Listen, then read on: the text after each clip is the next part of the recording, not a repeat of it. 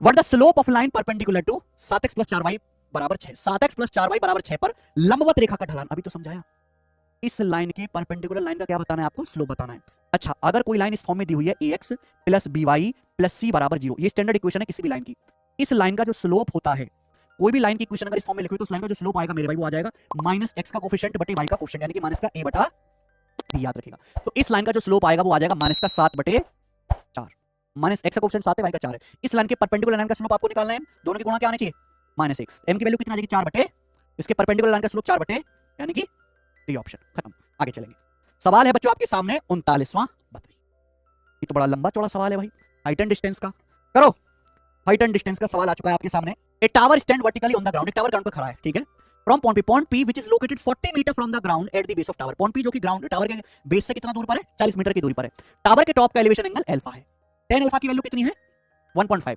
From another point Q situated 60 metre away from the foot of tower, यानी कि tower के foot से 60 metre की दूरी पर एक पॉइंट पी है टावर के बेस में, वहां से टावर का एलिवेशन एंगल बीटा है। तो आपसे क्या पूछा है, ए लल्लू सवाल है ये, देखो कुछ नहीं है इसमें। मान लो ये हो गया ग्राउंड लेवल और हमने क्या खड़ा कर दिया, टावर, टावर खड़ा कर दिया।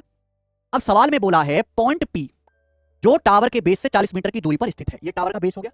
टावर के बेस से पॉइंट पी है जो कितनी दूरी पर है, 40 मीटर की दूरी पर है। अब इस पॉइंट पी से टावर के टॉप का एलिवेशन एंगल ये बन रहा है कितना, अल्फा, ये तो बोला है। पॉइंट पी से टावर के टॉप का एलिवेशन एंगल अल्फा है। और तो tan अल्फा की वैल्यू कितनी दी है सवाल में, तो tan अल्फा क्या दिया है, 1.5। और tan अल्फा क्या है, परपेंडिकुलर बटा बेस लंब बटे आधार, यानी कि अगर ये हाइट h मान लेते हैं तो tan अल्फा कितना आएगा, लंब बटे आधार h बटे, यानी कि टावर की हाइट कितनी आ जाएगी, 60। तो यहां से टावर की जो हाइट है वो 60 मीटर आ गई। किसी को डाउट नहीं। अब इस चीज की कोई इज्जत नहीं, इसको कतई भूल जाइए, इसलिए दिया था। अब बोला टावर के तल से 60 मीटर की दूरी पर एक पॉइंट क्यों है, टावर का तल ये हो गया, इससे 60 मीटर की दूरी पर ये दूसरा पॉइंट क्यों आ गया। अब इस पॉइंट क्यों से टावर के टॉप का एलिवेशन एंगल कितना है, बीटा, यहां से tan बीटा कितना आ जाएगा, 60 बटे लंब बटे आधार होता है, तो tan बीटा आ जाएगा 60 बटे 60, यानी कि लल्लू, ये तो दिमाग में कर लिया, वन इस सवाल का आंसर है। चलो 40वां। 150 मीटर ऊंची चट्टान के ऊपर से एक ऑब्जर्वर एक कार को चट्टान के बेस से दूर जाते हुए देखता है। कार का डिप्रेशन एंगल 15 सेकंड में 45 डिग्री से घट के 30 डिग्री हो जाता है।